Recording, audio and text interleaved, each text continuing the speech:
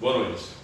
Estamos alegres de ter você conosco de novo nessa jornada em que estamos estudando o livro de Jó. Desta vez nós vamos terminar o discurso de Jó, do primeiro round de discursos, né? Semana que vem a gente retoma a fala de fala,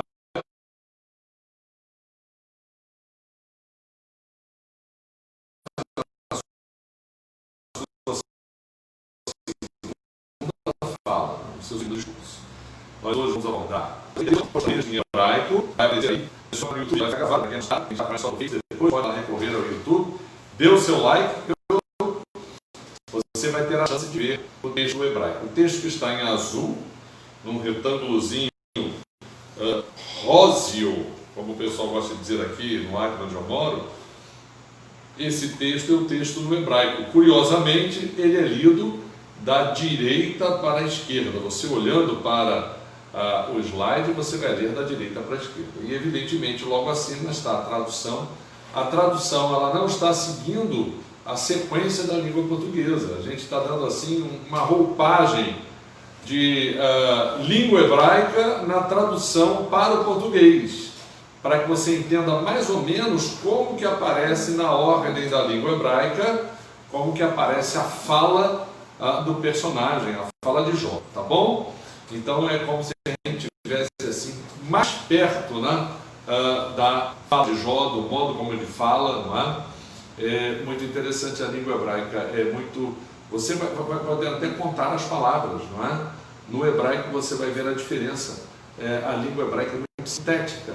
Então a gente, para traduzir o hebraico, muitas vezes a gente tem que usar mais palavras na língua portuguesa para que o sentido que o hebraico está dando ao texto fique claro para nós. Beleza? Então nós vamos ter essa novidade, né? Nós vamos ler Jó, capítulo 13, desse modo, não é? Numa tradução mais literal a partir do hebraico, e vamos ler o capítulo 14, que encerra essa resposta final de Jó ao seu amigo Zofar, que é o terceiro que fala, né? Então nós vamos ler o capítulo 14 na linguagem de hoje. A linguagem de hoje é uma Bíblia que facilita a interpretação, mas ela deve ser lida com critério, porque ela é como se fosse quase uma paráfrase.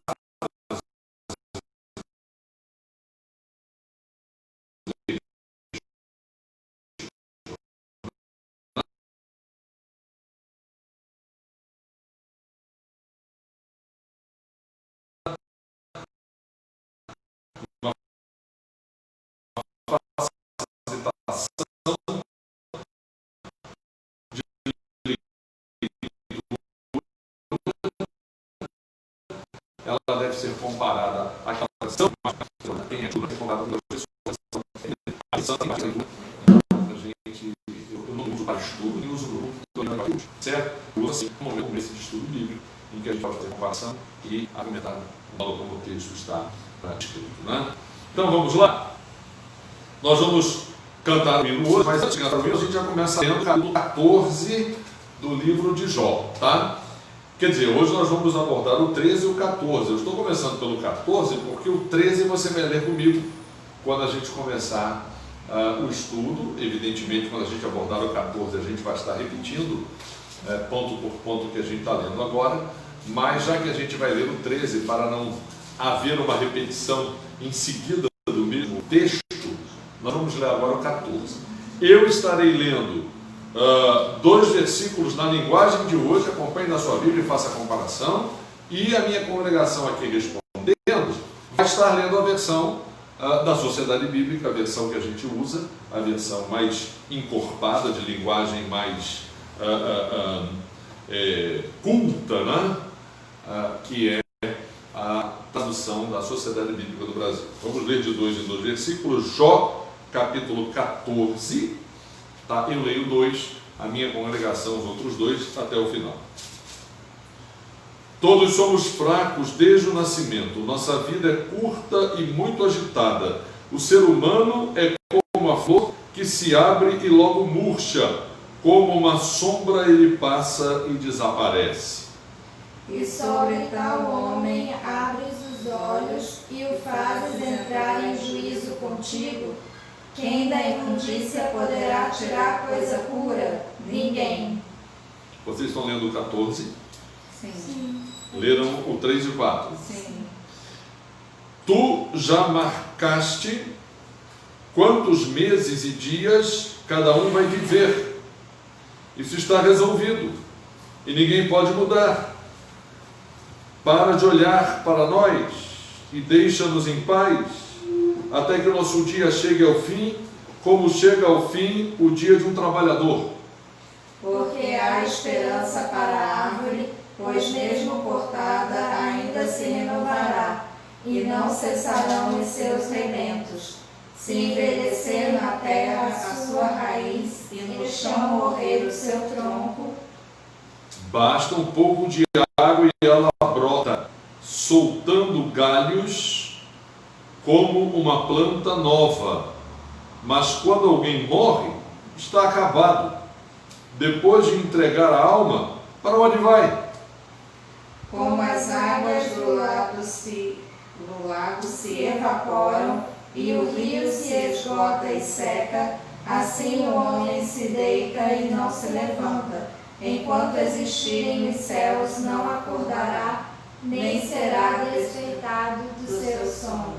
Ah, se tu me pusesses no mundo dos mortos e ali me escondesses até que a tua ira passasse, e então marcasses um prazo para lembrares de mim. Mas será que alguém tornará a viver depois de ter morrido? Eu, porém, esperarei por melhores tempos até que as minhas lutas acabem. Chamar-me-ias e eu te responderia. Terias saudades da obra das tuas mãos e até contaria os meus passos e não levarias em conta os meus pecados. Esquecerás os meus pecados e apagarás os meus erros.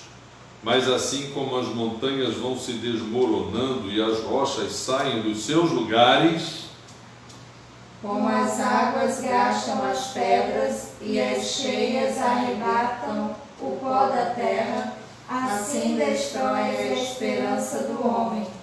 Tu prevaleces para sempre contra ele, e ele passa, mudas o semblante e despedes para o além. se os seus filhos recebem homenagens, ele não quer saber. E se caem na desgraça, ele não tem notícia.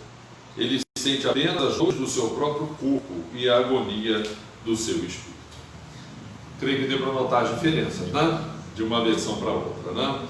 Vamos fazer uma oração? Nós temos alguns motivos de oração, porque lembrar, não é? Continuamos orando pela minha sogra, Dona Lourdes, continuamos orando pela prima dela, Dona Cacilda, que ainda está internada, pedindo o consolo de Deus para as famílias. A gente esteve orando por pessoas aqui que partiram, então a gente pede consolo para essas famílias. A família da nossa irmã Leilane, ela perdeu a sua tia, né? A família lá da namorada do meu filho ela perdeu a sua avó, mãe de sua mãe. A gente então pede, e consolo também de um modo geral para tantas outras famílias, e intercessão por tantas outras pessoas que a gente deseja ver curadas, né, nesse período, e de um modo geral, despertamento para o povo de Deus, não é? Oração pela humanidade de um modo geral, não é? Para a gente compreender o tempo que a gente está vendo, não é? E a gente compreender o desfecho disso, não é? O que isso vai representar no futuro, não é? A gente, como crente, a gente deve ser inteligente no sentido de entender o tempo que a gente está vivendo e compreendê-lo a partir do que a Bíblia nos revela, não é? Nada de reducionismo, de uma interpretação rápida, descuidada da Bíblia, não é? E profetada, como a gente diz, né? Vamos ser pessoas inteligentes, pessoas coerentes, pessoas sábias, buscando a Deus para ter uma visão equilibrada das coisas que acontecem, né? Senhor, nós agradecemos por mais essa oportunidade de estarmos na Tua presença, estudando a Tua Palavra, nos preparando para estudar a Tua Palavra. Obrigado pelas pessoas que seguem conosco. Consola o coração daqueles que estiveram experimentando perdas. Continua abençoando aqueles como o João Marcos, que está se recuperando no hospital. Abençoa a sua vida, a vida da sua família. Também a Cacilda, lá no Rio de Janeiro. Dona Lourdes, orienta-nos com relação ao seu tratamento médico. Também a sua irmã Gilca, a sua irmã Miriam. No modo geral, Senhor, as pessoas que estão apreensivas, que precisam de cura, aqueles que precisam de consolo, a época que vivemos, a capacidade que precisamos, Senhor, de sermos como povo teu inteligentes, ouvindo o Espírito, mas também observando e fazendo a leitura correta do tempo, da época que nós vivemos. Dá-nos essa capacidade. Abençoa a tua igreja, abençoa os vocacionados, que sejam pessoas inteligentes, que tenham cuidado no seu estudo e no seu preparo, para que possam bem orientar o teu povo. Agora ajuda-nos na continuidade do nosso estudo, nós dividimos em nome de Jesus. Amém. Amém. Vamos cantar? Nós vamos cantar o hino de número 40. Alguém, sim, eu ia pedir exatamente isso, né? Alguém já me acudiu aqui. Esse hino é aquele hino que a gente canta dentro da mensagem do nosso escopo, não é? Que é a vida de Jó e o modo como ele enfrentou o sofrimento.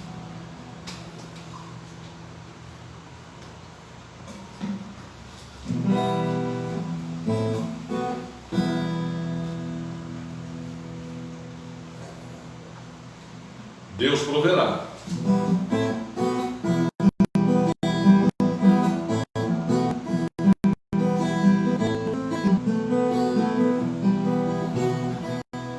Na forte aflição, perigos e a dura traição, no negro terror, com toda a certeza, vitória virá. É firme a promessa, meu Deus proverá.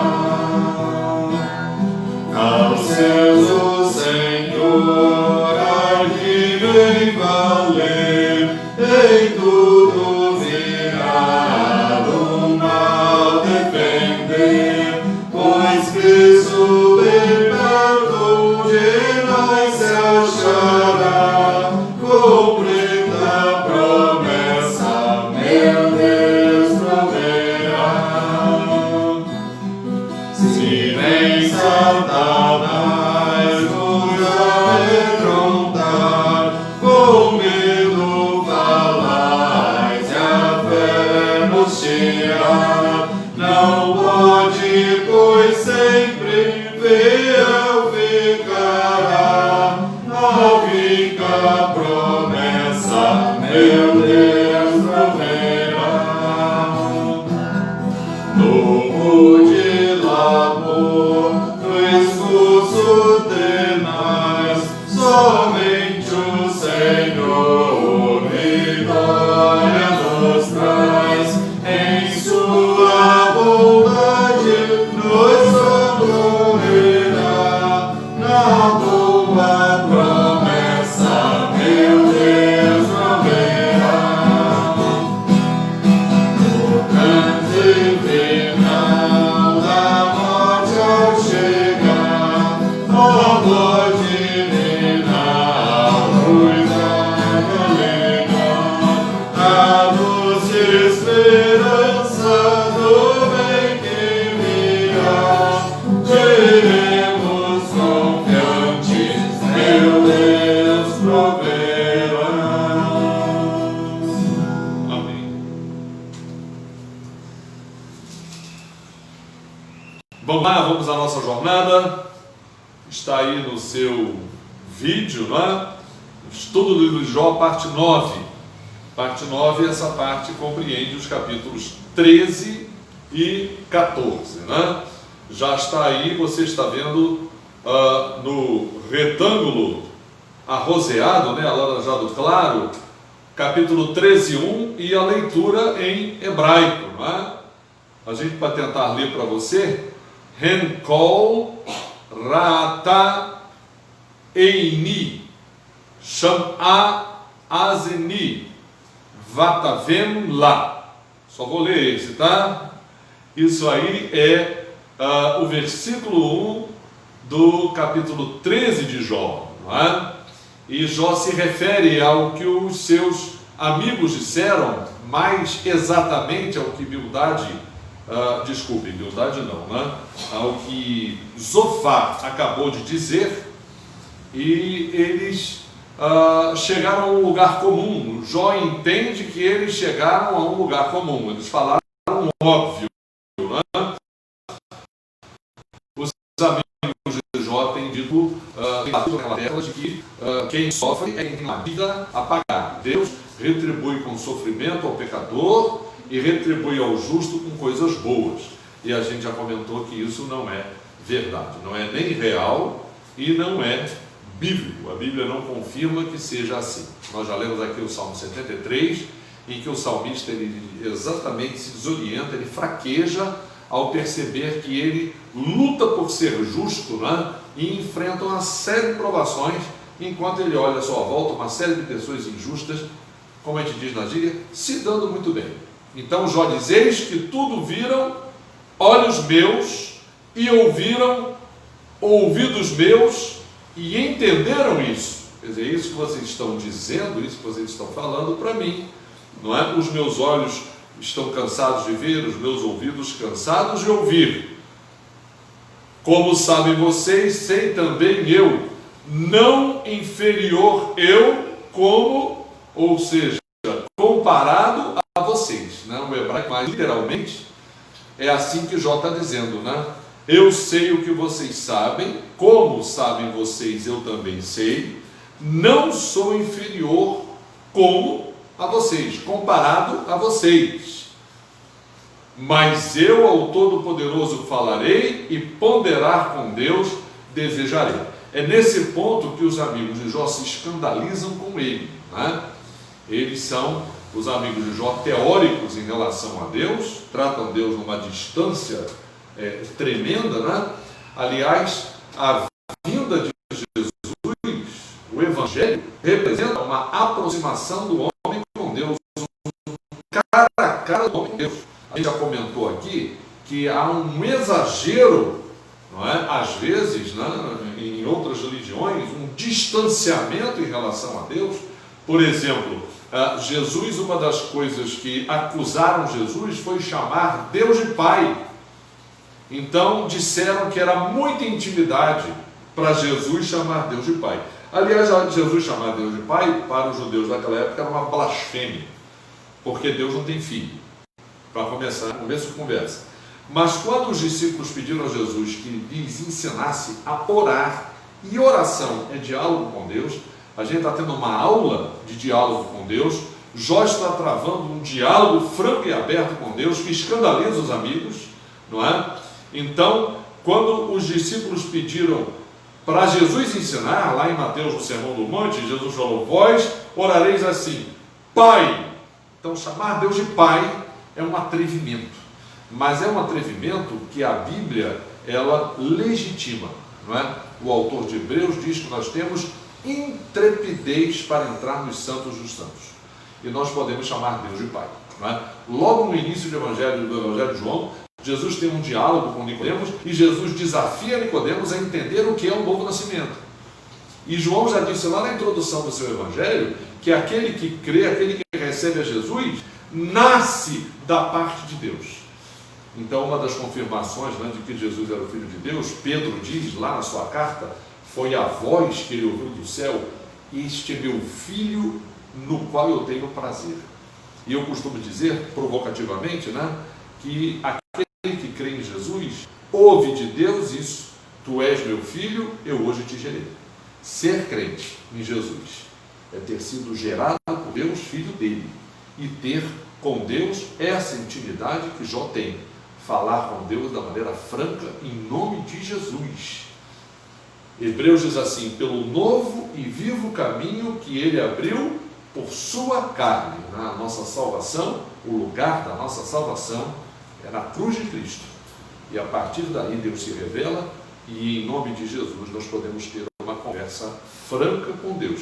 É isso que Jó está dizendo aqui: eu ao Todo-Poderoso falarei, ponderar, argumentar com Deus desejarei. Jó desafia os amigos dele e pronto. Versículo 4, próximo slide. Mas vocês, inventores de mentiras e fantasmas de louvor, de louvar o nada, né? Uma expressão. Aliás, vamos ler como é que está aí?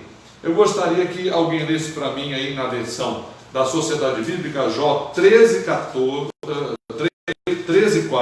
e eu vou ler na linguagem de hoje, Jó 13:4, e nós vamos comparar com essa tradução que a gente fez aqui, literal do hebraico, né? Vamos ouvir a versão da Sociedade Bíblica, Jó 13:4. Vós, porém, besuntais a verdade com mentiras, e vós todos sois médicos que não valem nada. Médicos que não valem nada. Né?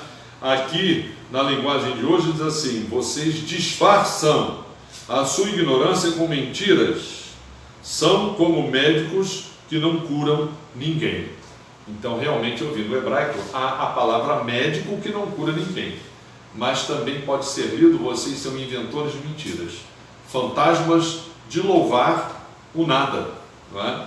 É uma outra maneira de ler esse texto. Fantasma é uma pessoa que não existe, né? E louvar o nada, né? Então é médico que não cura, né? Médico que não cura. Então é essa a avaliação que Jó faz dos amigos dele, né? Jó aqui também carrega um pouco, né, do que ele está dizendo, como resposta ao que ele já ouviu e tal, né? Capítulo 13, versículo 5: quem dera calar-se calassem. O hebraico é interessante, né? Você não vai ver isso no português, mas no hebraico, no literal, na língua literal, lá no original, está escrito o verbo calar duas vezes. Vamos ler de novo? Alguém lê para mim o versículo 5, Jó 13:5? Tomara vós calasseis de todo, e isso seria a vossa sabedoria. Isso, aqui diz assim: se vocês ficassem calados, poderiam passar por sábios. Poderiam. Jó diz assim: quem dera calar, se calassem. É uma repetição no hebraico. Aqui diz ficassem calados, né? O verbo ficar no português funcionou como verbo auxiliar, não é? Auxiliar, é uma locução verbal, ficar calado. O hebraico, quem dera calar, se calassem, seria a sabedoria de vocês. Quer dizer, se vocês calassem a boca, alguém ia dizer: caramba, eles são sábios, mas vocês estão falando, né? Então estão criando um problema para vocês mesmos, né? Versículo 6: escutem a minha censura e ao litígio de meus lábios estejam atentos. Escutem a minha censura, Jó dizendo, ao litígio de meus lábios estejam atentos. Ló aqui, ele vai dizer que ele tem um litígio até com Deus, não é? Ele não tem um litígio só, uma altercação, uma argumentação, um arrazoado só com os amigos, não. Ele também tem com Deus, ele tem esse atrevimento, né, em dizer, né? E aí, ao versículo 7, porventura, por Deus, falareis iniquidade e por ele fareis traições? Jó, então, ele censurando os amigos, dizem, ele faz essa pergunta, né? Vocês estão tentando defender Deus? Vocês estão falando coisas erradas, coisas que não têm fundamento. Vocês vão falar por Deus iniquidade, vão tentando defender Deus, vão falar traiçoeiramente? A pergunta que ele faz, né? Levantareis vossa face diante de Deus litigiando? Então, é a pergunta que Jó faz, né? Se eles têm a mesma coragem que ele, Jó, tem, não é? De entrar com Deus num litígio, né? Essa linguagem é muito comum na antiguidade, né? Os profetas, eles chamam Israel para um processo público, né? A nação diante de Deus para um processo, para que se defendam, para que Deus possa acusá-la, não é?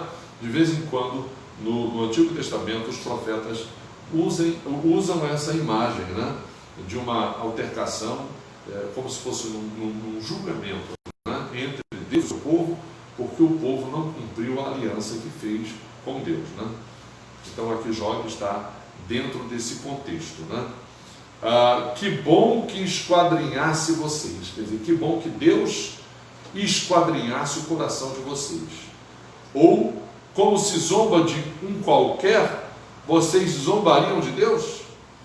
É a pergunta que Jó faz aos seus amigos, né? Que bom que Deus esquadrinhasse vocês. Salmo 139 diz que Deus esquadrinha a todos, né?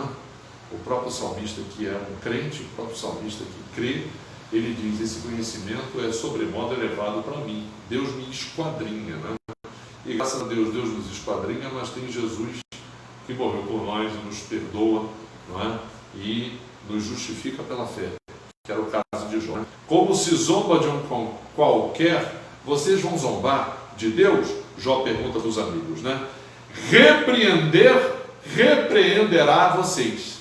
Aquilo que eu falei, né? É um costume da língua hebraica, quando quer reforçar uma ação verbal, repete o verbo, né? Vamos ler de novo esse versículo, como a gente está fazendo aqui. Alguém leu o 13:10 aí, na versão da Sociedade Bíblica? Eu vou ler o 13:10 aqui na linguagem de hoje, e a gente vai conferir com essa tradução literal do hebraico. Acerbamente vos repreenderá, se em oculto fordes parciais. Entendeu? Parcialidade, acepção, né? Aqui diz assim: se vocês forem injustos, mesmo em segredo, ele certamente os repreenderá. E literalmente no hebraico está o verbo repreender usado 2 vezes. Repreender, quer dizer, Deus, sujeito oculto aqui é Deus, né?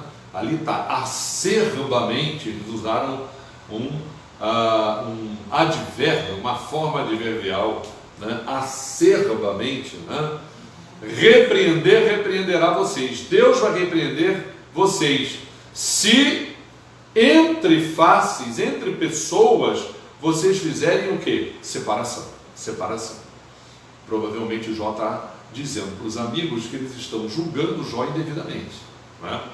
Eles estão fazendo um juízo, um preconceito, um pré-juízo de Jó, né? De certa forma, reprovando Jó, né? Fazendo acepção de pessoas, né? Então Jó diz aqui: repreenderá. Repreender, Deus repreenderá vocês. Se vocês o quê? Qual é a segunda parte aí? No meu aqui é se forem injustos mesmo em segredo. Se em oculto fordes parciais. Parciais. Se entre faces fizer de separação. Aqui no hebraico está a palavra panim. Panim, rostos. Então a acusação que Jó está fazendo é que eles estão selecionando, escolhendo quem aprovam, quem reprovam, fazendo entre faces, entre pessoas, distinção. Não é? É isso que o versículo está dizendo. Versículo 11: a majestade dele não espantará vocês? Quer dizer, vocês estão fazendo de Deus, Jó. Interessante, não é? Os amigos colocam Deus distante deles e acham que Jó está sendo atrevido em falar com Deus de maneira tão ousada, né? E Jó está dizendo o contrário. Vocês tinham que se espantar da majestade deles, né? Da majestade de Deus. Vocês estão se levantando em defesa de Deus, mas a majestade dele não espantará vocês? E o seu temor não cairá sobre vocês? Quer dizer, vocês não percebem que o atrevimento é de vocês? Vocês estão se atrevendo a me acusar, né? A dizer que a minha fala diante de Deus é uma fala descabida, né? A gente vai ver isso depois. No final do livro, Deus vai repreender os amigos de Jó, não é? E Deus vai repreender o próprio Jó, não é? Porque Deus, na sua magnificência, né? Ele dialoga conosco, mas nós precisamos compreendê-lo na sua inteireza, né? Eu estava lembrando agora, comentando aqui, né, a maneira como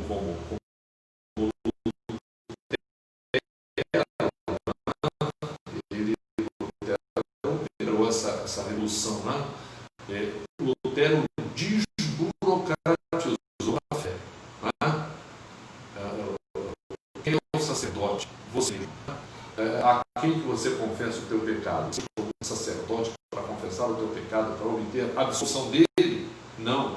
Você confessa o teu pecado diretamente a Deus. Como que você ouve Deus? Você abre a Bíblia e você lê. Porque o Espírito Santo habita em você e orienta você. Porque a Bíblia, claramente, nós temos igreja. A união de gente. cima. Né? Então, Lutero desmoralizou. Então, ele mostrava como Deus se revelou em Jesus completamente. Então, Deus, ele se desnudou em Jesus. Mas Lutero diz, há uma parte de Deus que ainda é insondável. Há uma parte de Deus que a gente ainda conhece. Então, é muito interessante, não é? A gente se ver diante dessa parte de Deus que é insondável, que é inalcançável, que não cabe na nossa compreensão, que é santa, que desperta em nós, como diz Paulo, temor e tremor, e desenvolver a nossa salvação com temor e tremor, porque Deus e você querer rezar. Porque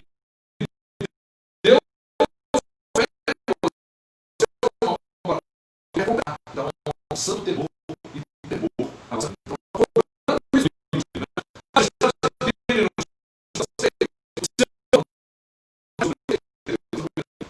Sou eu.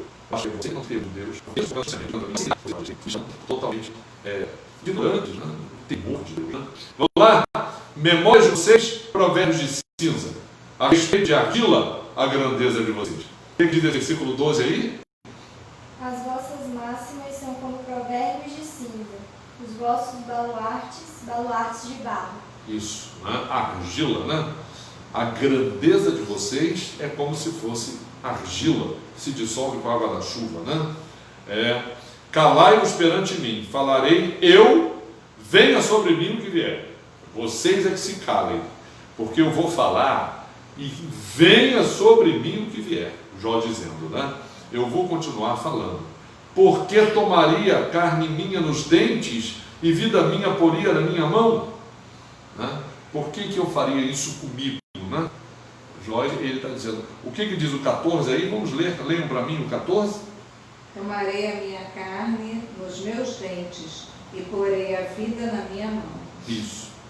Jó aqui ele está como que se oferecendo a Deus de maneira totalmente despida de orgulho, de vaidade. Né? Quer dizer, o que me restou, Jó diria, né? Então, porque tomaria carne minha nos dentes e vida minha poria na minha mão. Então, aqui na versão de hoje, na Bíblia do Evangelho, diz assim: estou pronto para arriscar a vida, pronto para enfrentar a morte. Carne dos dentes, os dentes não têm carne, né? Pôr a vida na própria mão é como se pusesse a vida em risco, né? Como se o valor dela fosse pouco, né? Ainda que me mate, nele terei esperança. Jó diz, em Deus terei esperança. Certamente, os meus caminhos meus, diante da face de Deus, defenderei. Certamente, os caminhos meus, diante da face de Deus, eu vou defender as escolhas que faço, os argumentos que tenho, o caminho que eu estou traçando, né?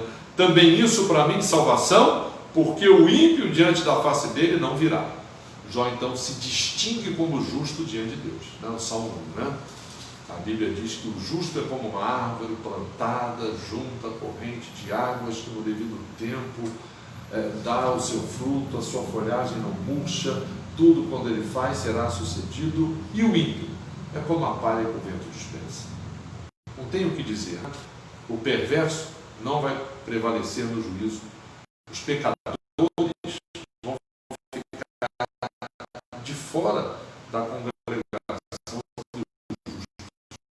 Porque o Senhor visita, conhece o caminho dos justos e o caminho dos ímpios. E calma. Peça, glória, não tem a glória de Deus, né? Então é isso que Jó está dizendo aqui. Para mim, salvação. Li Yeshua, né? Messias. A palavra aqui, Yeshua, é salvação. Para salvação. E também isso para mim, salvação. O ímpio, diante da face de Deus, não irá. Ouçam as minhas palavras, meus amigos. Deem ouvidos, novamente, né? Mais uma vez, essa repetição. Aqui na minha Bíblia está assim: ouçam com atenção. No hebraico é ouvir, ouçam. As palavras minhas, meus amigos, deem ouvidos. Eis que tenho minha causa em ordem e reconheço que sereis justificados. Jó está dizendo, né? a minha causa. Leiam, por favor, o 18, o início do 18, o que diz aí? Tenho já bem encaminhado a minha causa. Como se fosse alguém que tivesse um bom advogado, né? A Bíblia diz que nós temos advogado junto ao Pai. João diz que é Jesus. A minha causa, né? Ela está encaminhada. Tenho a minha causa em ordem. Reconheço que serei justificado. Qual é a segunda parte aí? Estou certo de que serei justificado. Então aqui a justificação pela fé, sem dúvida nenhuma, né? A gente pode dizer que Jó foi como Abacuque. O justo viverá por fé. Jó diz a mesma coisa, né? Eu reconheço que serei justificado. Quem comigo vai litigiar? Quem vai dizer que não? Quem vai me processar? Quem vai entrar com um processo contra essa minha afirmação, né? Quem vai litigiar comigo? Se houver, eu me calo e defino, né? Se houver alguém para me contestar, eu até me calo e me anulo, né? Apenas duas coisas não faça comigo, Jó diz para Deus: então de tua face não me esconderei. Jó agora, orando a Deus, vai pedir: olha, diante disso que eu digo, né, que tenho em ordem, né, toda a minha causa, que eu tenho certeza de que serei justificado, eu peço duas coisas não faças comigo, então, e de tua face não me esconderei. O que Jó pede? Mantenha distante tua mão e não me aterrorize tua verdade. O que diz aí na Bíblia, na versão de vocês, o 21? Alivia a tua mão sobre mim e não me espante o teu terror. Não me espante o teu terror. Só que a palavra no hebraico aqui, emate, é verdade, é a tua verdade, né? Então, literalmente, o que o texto hebraico quer dizer aqui é que a verdade de Deus pode, né, nos aterrorizar, né? Só que a verdade de Deus não nos aterroriza, por quê? Por causa de Jesus, né? Talvez Satanás jogasse na nossa cara a nossa verdade, né? Que às vezes a nossa verdade é o quê? Quando a gente sendo pecador, a nossa verdade é aquele erro que Satanás nos fez o quê? Cometer. E quer que a gente seja para toda a vida o quê? Culpado dele. Só que de Deus vem o perdão, não é? Então a verdade de Deus é a verdade para a vida, para o perdão, para a glória de Deus. Paulo diz ali no início da carta aos Efésios que é para louvor da glória de Deus que nós fomos resgatados em Jesus, no sangue de Jesus, no sangue do amado, né? Então, Jó não quer que a mão de Deus esteja distante dele e nem que a verdade de Deus o aterrorize, né? Aqui a linguagem de hoje diz assim, Jó 13, 21. Não me castigues mais, não me faças sentir tanto medo. Não me faças sentir tanto medo, não é? Ok? Clama. Jó diz para Deus, né? Eu responderei. Ou falas, me converterei a ti. É interessante, né? O versículo 22 da linguagem de hoje diz assim: ó Deus, chama-me ao tribunal e eu responderei, e eu falarei primeiro e tu me responderás. Só que essa palavra responder é converter-se, literalmente é o verbo converter-se, né? Clama a Deus, eu responderei, fala comigo e me converterei a ti, né? Deus falou conosco, nós o quê? Nos convertemos a Deus.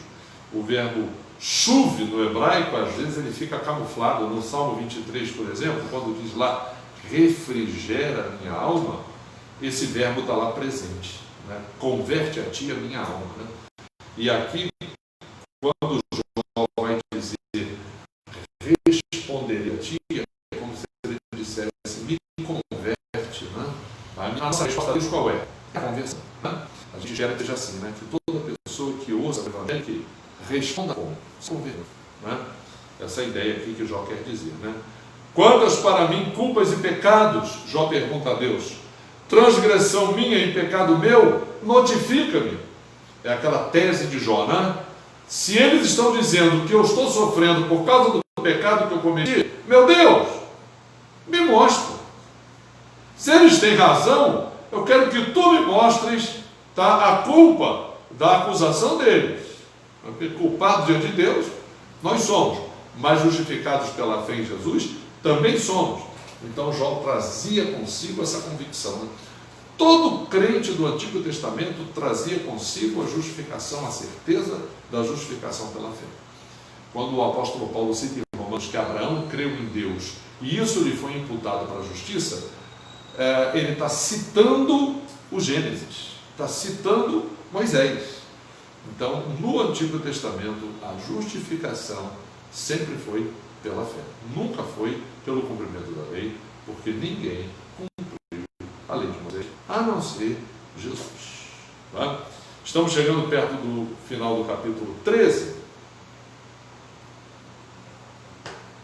Porque face tua, Jó falando com Deus, porque face tua ocultas de mim, né?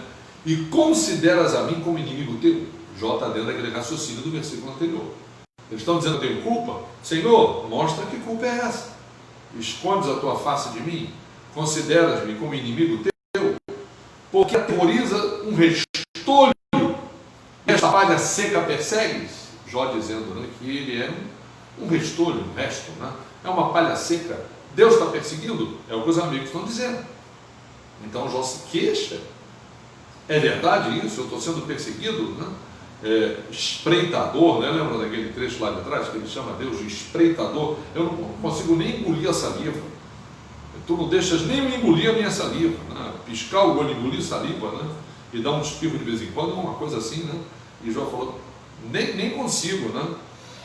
Porque escreverás contra mim amarguras e me farás herdar as culpas da minha mocidade? Jó argumentando, perguntando a Deus.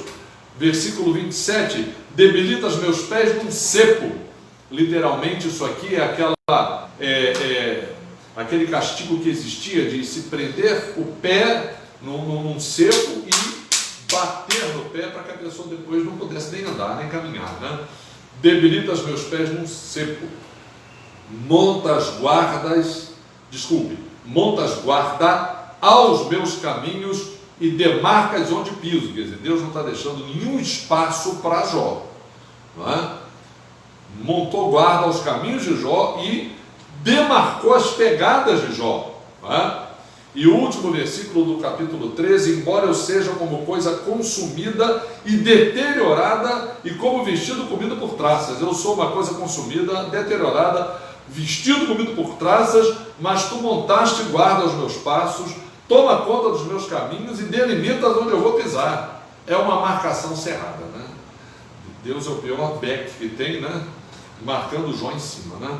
Agora nós vamos ter, para terminar essa primeira parte, que é a última fala de Jó, no primeiro ciclo de discursos, é a resposta de Jó para o terceiro amigo, né? A gente, semana que vem, começa de novo uma segunda fala que ele faz.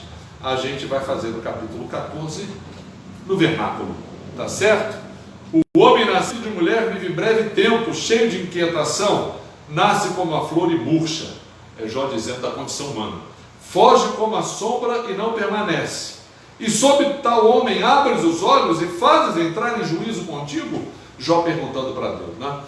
Esse versículo está naquela mesma sequência, naquele mesmo contexto do versículo do Salmo 8, né? Deus fez o homem por um pouco menor do que os anjos.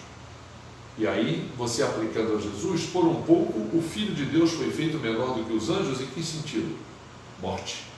Anjo nenhum experimenta morte. Anjo nenhum é tentado. Satanás não tenta os anjos, né? Os anjos decaídos já são decaídos, são demônios. Mas os anjos que estão nos céus não são tentados, né? Jesus foi tentado, Jesus experimentou a morte. Então o Salmo, ele quer dizer aquilo que Paulo fala literalmente na carta aos Filipenses, né? Deus se esvaziou, né, de si, né, se fez homem na pessoa de Jesus, para que pudesse experimentar a morte em nosso lugar, né? Então Jó aqui está dizendo, né, sobre o homem abres os olhos e faz entrar em juízo contigo, né? Realmente não tem como o homem entrar em litígio. RIP, no hebraico, RIP é litígio, é como se fosse um processo, né? Não tem como, diante de Deus. Tem que ter um advogado, né? A gente vai ver lá no capítulo, lá numa altura dessa, aliás, estamos perto desse capítulo, desse segundo ciclo de discursos dos amigos de Jó. A gente vai encontrar Jó pedindo por esse mediador, né? Quem da imundícia poderá tirar coisa pura? Ainda se referindo ao homem, ninguém, é a resposta de Jó.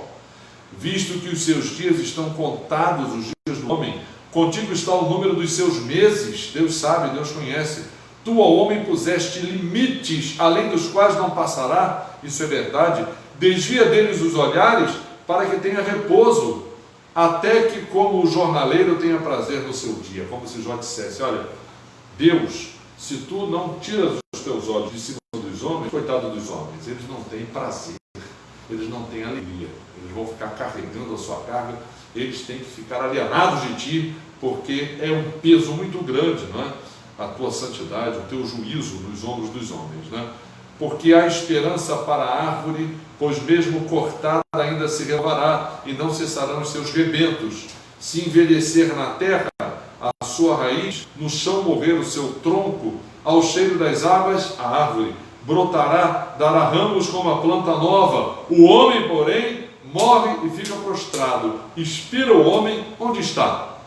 Como as águas do lago se evaporam, o rio se esgota e seca. Assim o homem se deita e não se levanta, enquanto existirem os céus, não acordará, nem será despertado do seu sono. Joaquim está falando da morte. Realmente, a morte é isso. Só que Jesus, ele venceu a morte. Então a morte deixa de ter essa vitória. A vitória da morte é essa. Por si, o ser humano não sai dessa condição. Ninguém, nem nada, tira o ser humano dessa condição. A não ser um chamado, né? Que Jesus falou com Lázaro, Lázaro, sai para fora. As pessoas disseram, não abre, Jesus, vai feder, né? Já está cheirando mal. O senhor imagina, dentro dessa rocha, essa pedra fechada, quando o senhor remover essa pedra, o cheiro que vai sair daí de dentro. E Jesus falou para Maria, você tem que crer, Maria, para ver a glória de Deus. Né? Aí Maria, eu sei que ele há de ressuscitar. Não, Maria. Eu sou a ressurreição. Não é que existe uma ressurreição, gente. Não é que vai haver um dia para a ressurreição. Não. Jesus é a ressurreição. Não tem nada de subjetivo nisso, de distante. Não. Jesus é a ressurreição e a vida. Né? Então, é essa ansiedade, essa necessidade, essa aspiração que o Antigo Testamento todo, né? Nessa linguagem de Jó aqui a gente vê isso, né?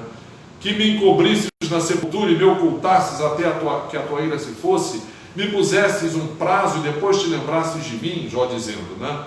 Morrendo o homem porventura tornará a viver. Todos os dias da minha luta esperaria até que eu fosse substituído. Chamar-me-ias e eu te responderia. Teria